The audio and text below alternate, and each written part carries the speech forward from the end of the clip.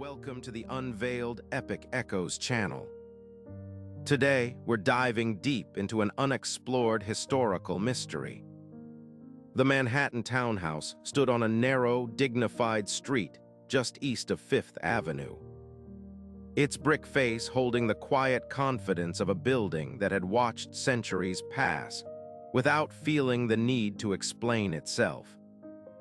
And within it, room 641 waited like a held breath, known only in passing remarks and old ledgers. A room that maids avoided and bellhops forgot.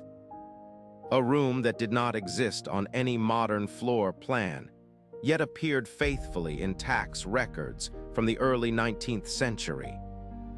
Always numbered the same, always owned but never occupied. And it was there in the winter of 1929, as snow softened the city's sharp edges, that arrived carrying a leather satchel and a question she had inherited rather than chosen. A question whispered to her by her grandfather on his deathbed when he pressed a tarnished key into her palm and told her that some rooms were built not to hold people, but to hold time itself. And a historian by training and a skeptic by necessity, had spent years dismissing the story as the poetic rambling of a man who had lived too long among books, until she discovered a letter tucked inside a colonial-era journal describing a gathering in New Amsterdam where Lenape elders, Dutch traders, and a Roman scholar traveling under a false name sealed an agreement to hide something ancient beneath a city that did not yet exist, binding it to a room that would move as the city moved. Always present, always hidden, and always numbered 641. A number chosen not for arithmetic meaning, but for its rhythm when spoken aloud in Latin, Lenape, and Old Dutch, a sound that resonated with a ritual older than any of them.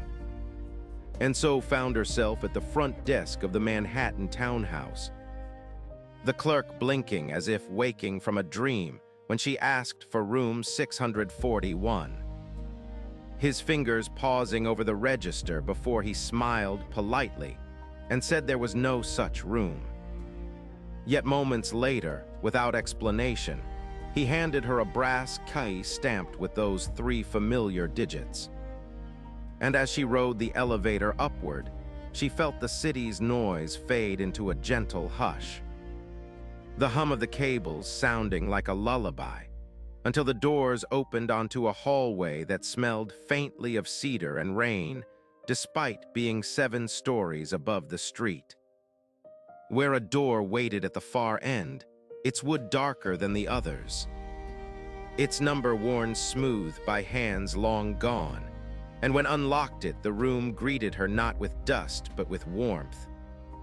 Candlelight glowing though no candles burned, the air alive with a sense of welcome that settled her breathing into a slow, steady rhythm, and within the room she found artifacts arranged as if in conversation rather than display.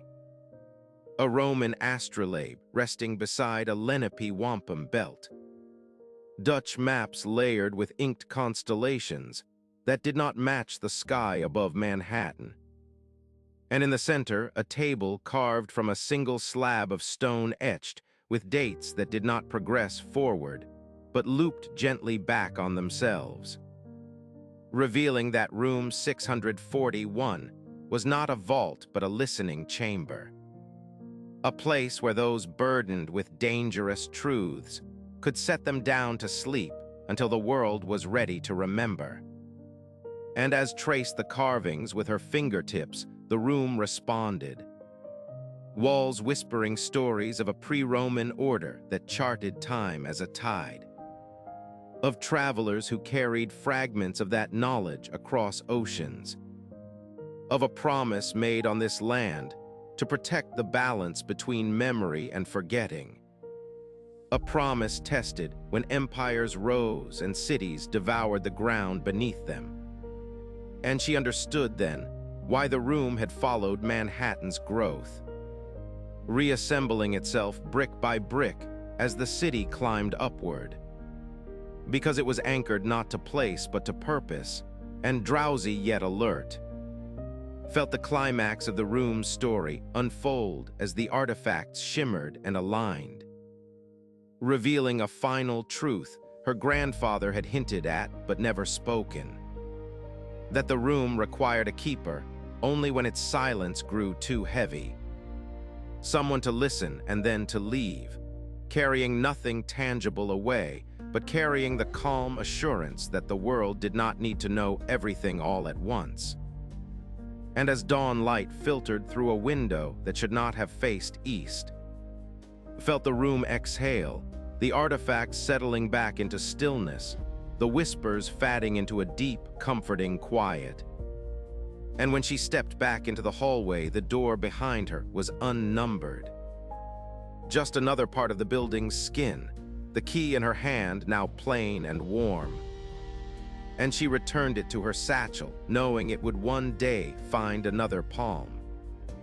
Another curious soul drawn by a half-remembered story, while the Manhattan townhouse resumed its daily life, unaware that above its bustling rooms, or perhaps between them, room 641 continued its gentle vigil, holding centuries like a lullaby, waiting patiently as it always had for the next moment when forgetting and remembering needed to meet in perfect balance.